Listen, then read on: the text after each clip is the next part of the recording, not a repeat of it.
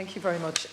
Minister, thank you so much for coming to join us as well this evening. And I know you've been with us this morning at the Education Committee, and you also came and joined us for our joint Senator commencement matter last week as well. And I mean, you have listened to the representatives within this chamber, and I think you've heard it across probably both houses, the challenges that people are facing across the country.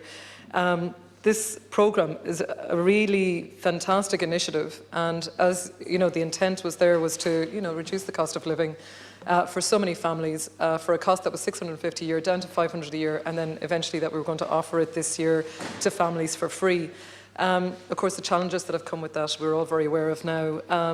I suppose, Minister, what we really want to acknowledge is that this has been a fantastic initiative. You have noted already over 300 million of government spend on this initiative that has delivered free transport for, I know, over 124,000 students, and that was mainstream students. I suppose one of my questions might be just, is there a separate category maybe for children, if it's a special needs category, is that additional to this as well? But I know that that's been a massive increase to last year, and the fact that 44,000 new families have come on board, I mean, the fantastic thing here is that it makes our roads safer. It makes the pick-up and drop-off at schools safer, especially on rural areas where schools are on busy roads, where they could be at the 80k zone, instead of the 50k zone. So it is an absolutely amazing impact. But of course, the reason that we are here today, Minister, and the reason that Fine Gael have brought this motion is that we need to see, I suppose, solutions and additional funding put in place for the 6,000 children that have applied for places, whose parents have applied, over 130,000 applications, and yet have no possibility of access to tickets. I've been in public meetings in my own constituency for parents who are trying to get children to schools either in Mount Bellew or Ballygar or Ballinasloe. And the reason I believe, although it's in my own personal opinion, the reason that I think that this is an impact for rural areas is that the catchment areas of smaller towns, you cannot fill from the families that live in the immediate vicinity. So a lot of our rural schools are pulling, families from a catchment area of maybe 15 or 20 kilometres. And that's got a big impact to a school. And we're looking at schools now with 400 or 500 students in them at secondary school level. I must admit that it's more at post-primary school level in my own area where I've seen this as a challenge. Minister, in this private member's motion, we're calling for an increase of funding to meet the demand for school transport for those 6,000 children that have been left and students. Their parents there's such a major impact for parents.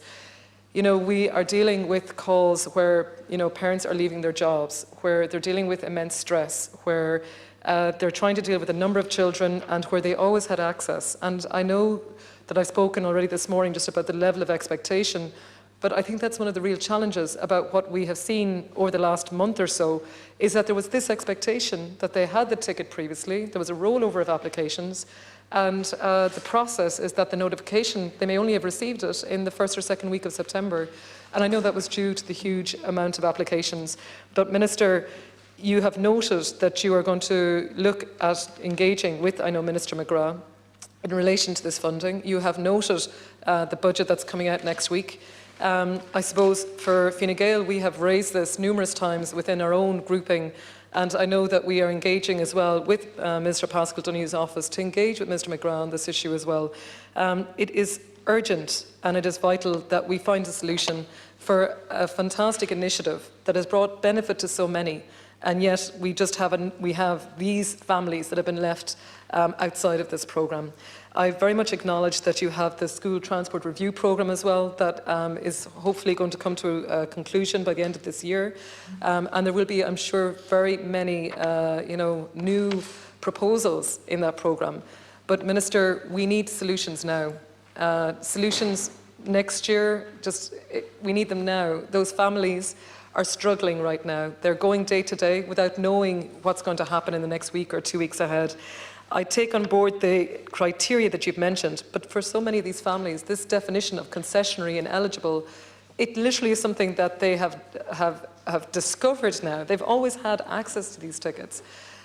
This challenge as well around the eligibility and concessionary is where we're coming across schools where the capacity in first year, for example, they're at maximum capacity.